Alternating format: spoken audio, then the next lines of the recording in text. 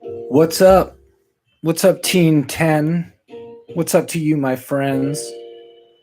This is Nick, recording a podcast live, streaming, being real. That's right, I'm streaming this, but also you can listen to it as a podcast.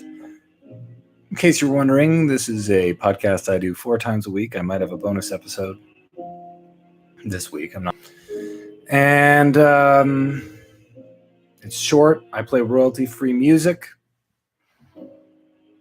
I used to be in some punk bands. I'm still in a band called Wrong Hole, but I used to be in a band Brutal Nights, some other stuff. I've done comedy in Canada and America. I've toured Europe doing punk rock.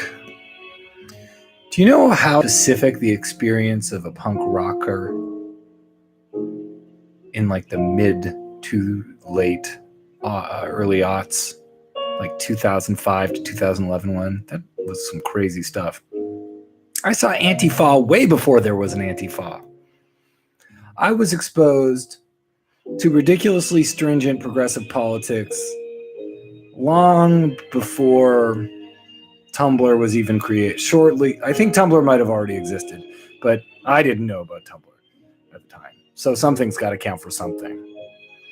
Something's got to count for something. Am I right, folks? Oof. And now I live at home. I'm very old. I think I just turned 90. And I have a podcast. I used to be the co-host on the Danko Jones podcast. I mean, I still am when needed. But that was pretty much my only podcast thing. And now, well, there's another podcast thing. And that's Nick Flanagan Weekly. It's fun. I'm done. I'm finished with my cat sits and dog sits. All of that's done. No more. No need to worry about that anymore.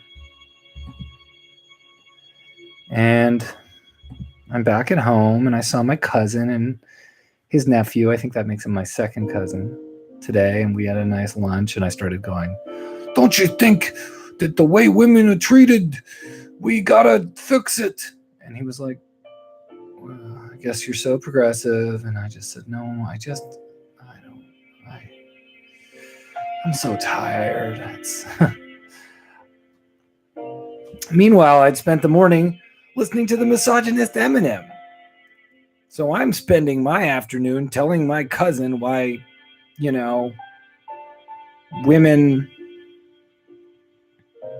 us listening to women when they say what's bad on dates is important. Meanwhile, in the morning, I'm listening to the most angry blonde this side of Marilyn Monroe when she found out she didn't get the part in Robin Hood doing the voice of Maid Marian, which I think came out after she died. But man, I'm improvising this stuff. My mind goes into gibberish. But yes, that's the crux of the podcast today is Eminem. Eminem's back, baby. Bam, bam, bam. I have to confess something. Until, I would say, Relapse and Recovery, and including Relapse and Recovery, I was listening to like every Eminem song, every album. I mean, I was like hating a lot of the music, but I was just obsessed with his bars and with his,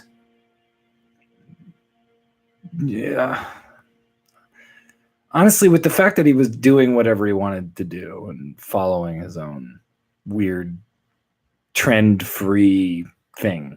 Well, performing with the top artists. And songs with samples I hated, like that one with Lil Wayne with the Hadaway sample. Terrible. So much terrible. Let's get some more music.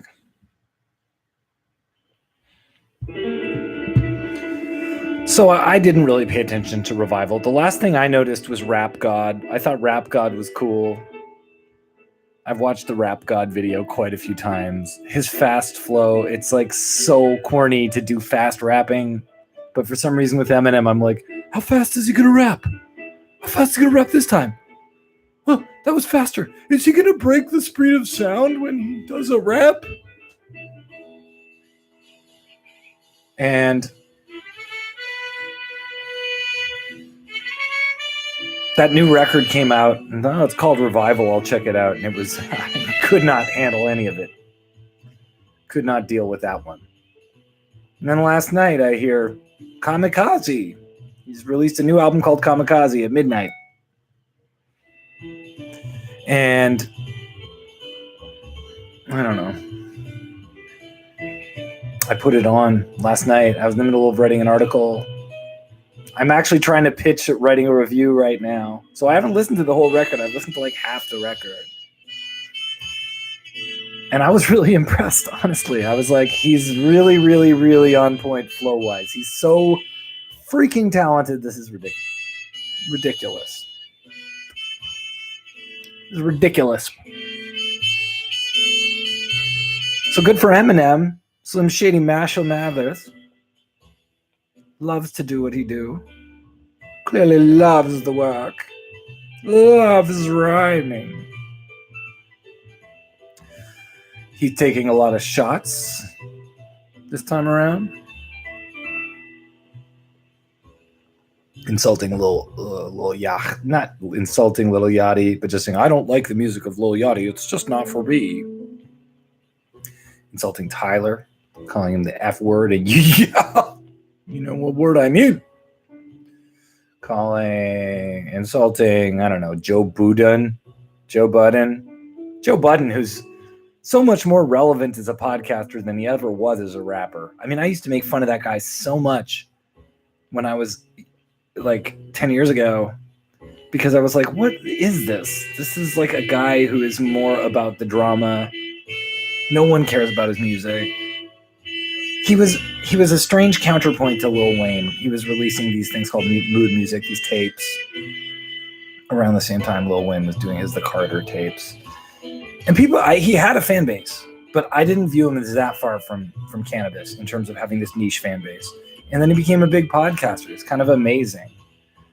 Those who can't podcast, and that's why I'm here.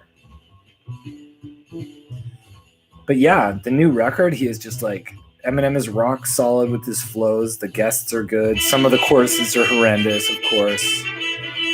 But yeah, like, it's good. And it's corny. It's the equivalent of Sacha Baron Cohen, you know, doing his borderline homophobic poo-poo butt stuff, you know, in 2018. It's not terribly exciting in that regard. But like Sacha Baron Cohen, it's at times masterfully executed. And Eminem is not for everyone. He's like I've always viewed him as like the prog rock of rap. Weather got you down? No. Weather doesn't have me down. Weather's got me up. Oh, it's getting dramatic. I bet Eminem could rip a flow over this music. Let me try to be Eminem for a second. I walk in the house and I touch a mouse and I get on the screen, if you know what I mean. And then the mouse becomes my house because I shrunk like the kids. Please ignore that I just did that. No viewers on this live stream, so it's not important. Live stream fail. But I think people will hear this podcast and like it. This beat literally does sound like it could be like a terrible epic Eminem song. I mean, that's the thing. The guy does this like weird workout music for guys who are ex-cons for like parking violations. Anyway, I guess I'm not getting to write the review, so I just came here to sort of do the review. Hey, I have a viewer. Thank you. Wonder who that is. What did you like about Kamikaze? The beats are definitely pretty good on it. And Eminem's flow and freshness is very strong. I'm glad Royce is on it. The cover's good. It's great. Dr. Dre did executive production. I was reading Forbes gave it this like really one of these reviews. That's why people hate critics, you know, because they do this thing. I don't know. It's a guy who basically said that it's clunky, it's underwhelming, and it's an example of this summer's terrible releases from rap superstars. Do you know what I'm talking about when I say rap superstars? Nicki Minaj's album I didn't think that worked out. That wasn't good. Nas's album, didn't like that one either. Yay, now I love it. Pusha T, totally solid. Kid Cudi, solid. J-Rock, solid. What else? ASAP, not bad. There's other people too in the mix. Much lesser known, and they had some good records. But Nicki's was disappointing, and Eminem's feels like it's almost like a response to Nicki's. And then Drake's I liked. But yeah. Eminem just... this feels like a record where he's got as many corny lines as Nicki does on her record. He says them a lot faster so you don't notice it as much. He names names, which is, nostalgic when you're hearing Eminem sort of trying to start beef with pop stars because it's what he's always done. It's embarrassing because when you're doing that in your 40s, it's like,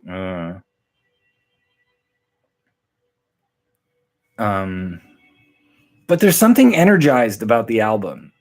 And when I heard it, I honestly was like, this technical proficiency, every rapper, even the ones Eminem says he hates, they notice what Eminem is doing because they're, to some extent, musicians, and rap has a sports mentality. Music is competitive. Fields are all competitive. People are paying attention to what the best who do it do. Eminem, maybe he's a Rick Satriani, Jeff Beck style guitar virtuoso with his rap style, and that means that it's not necessarily exciting musically, but the prowess is worth noting. But people are noticing, and they're going to be incorporating what he's doing from this record. And what I'm saying is what he's doing will be good for the culture, as they say. And that's it. That's my take on Eminem Kamikaze. Kamikaze, baby. So, thank you for listening to Nick Flanagan Weekly.